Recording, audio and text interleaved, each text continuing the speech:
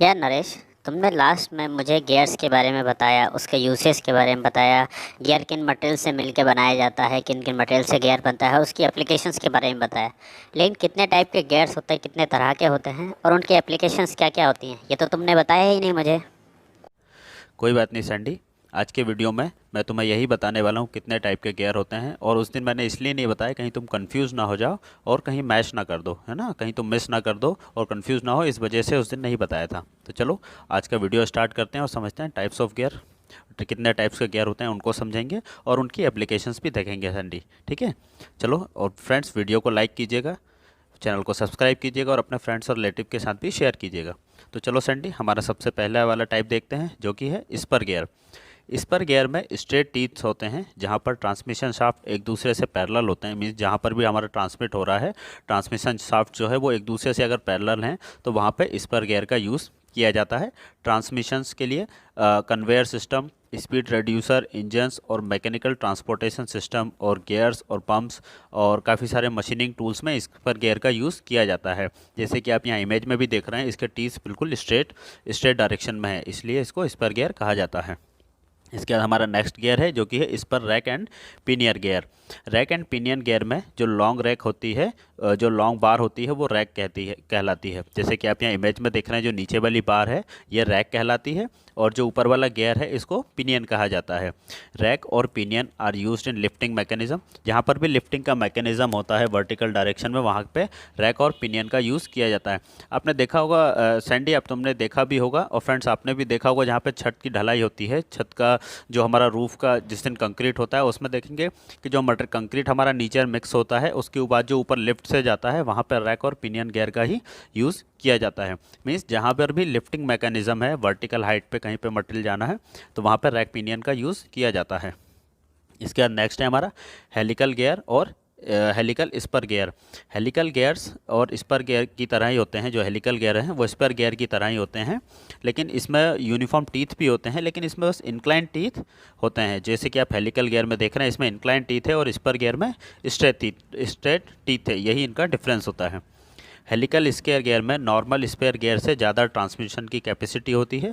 यहाँ पे steel, rolling mills और पावर और पोर्ट एप्लीकेशन में, प्रिंटिंग इंडस्ट्रीज़, फर्टिलाइजर इंडस्ट्रीज़ और अर्थ मूविंग इंडस्ट्रीज़ में मेनली हेलिकल गियर्स का यूज़ किया जाता है। इसके बाद हमारा नेक्स्ट गियर देखते हैं जो कि है डबल हेलिकल गियर।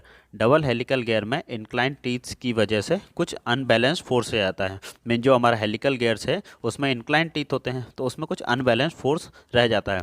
उसी अनबैलेंस फोर्स को बैलेंस करने के लिए गियर में डबल हेलिकल टीथ्स दोनों डायरेक्शन में इंक्लाइन टीथ्स होते हैं। जैसे कि आप इमेज में भी देख रहे हैं, दोनों डायरेक्शन में इंक्लाइन टीथ्स शो हो रहे हैं, जो जिसमें कि दोनों के बीच में आपको एक सफिशिएंट गैप भी दिख रहा है, ये गैप भी होता है। Power transmission, gas turbine, generators, prime movers, pump, fan और कंप्रेशर्स और काफ़ी सारी मराइन शिप्स और कंस्ट्रक्शन मशीन्स में डबल हेलिकल गियर्स का यूज़ किया जाता है ताकि वो अनबैलेंस फोर्स को बैलेंस किया जा सके। इसके बाद है हमारा herringbone gear.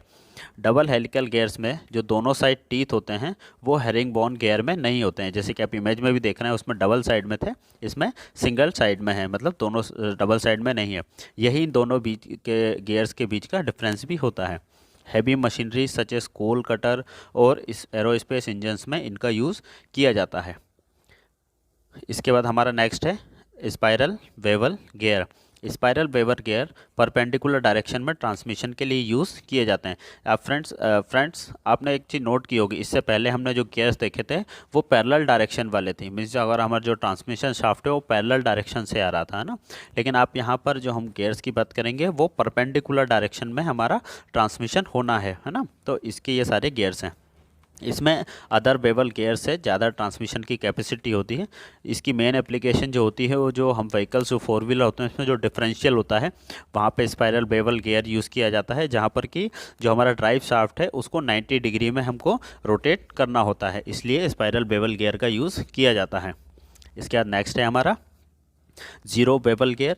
Zero bevel gears में स्ट्रेट टीथ होते हैं। लोकोमोटिव्स, मराइन एप्लीकेशंस और इसके बाद automobiles, printing press, cooling towers और काफ़ी सारे रेलवे ट्रैक इंस्पेक्शंस मशीन्स के लिए भी जीरो बेवल गियर का यूज़ किया जाता है। इसके बाद नेक्स्ट है हमारा स्क्यू गियर, जहाँ पर शाफ्ट ना तो पैरेलल हो और ना ही नॉन इंटरसेक्टिंग हो, मीन्स पैरेलल भी नहीं है और नॉन इंटरसेक्टिंग भी नहीं है, वहाँ पे स्क्यू गियर्स का यूज़ किया जाता है। इसके बाद नेक्स्ट हमारा cross helical gear. Cross helical gear जो होता है वो ऑलमोस्ट इसी की तरह होता है और इसको भी ज़्यादा वाइडली यूज़ किया जाता है। इसके बाद नेक्स्ट है हमारा worm gear. Worm gear are widely use in power transmission application, जहाँ पर भी पावर ट्रांसमिशन की एप्लीकेशन वहाँ पे इसको वाइडली यूज़ किया जाता है।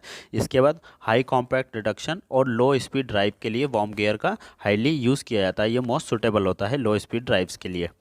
इसके बाद नेक्स्ट आता है हमारा हाइपॉइड गियर।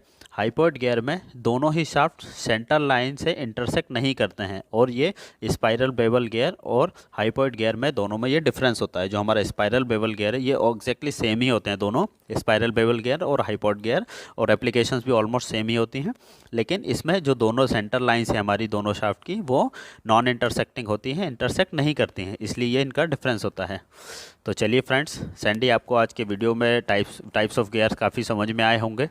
आगे से आपको प्रॉब्लम नहीं होगी कहीं भी किसी भी गियर को पहचानने में और उनकी एप्लीकेशंस को भी जानने में, और उनको कहीं अगर इंटरव्यू में आपसे पूछा भी जाता है तो आप उनकी एप्लीकेशंस को भी अच्छे से बता पाएंगे। Thank you friends, thank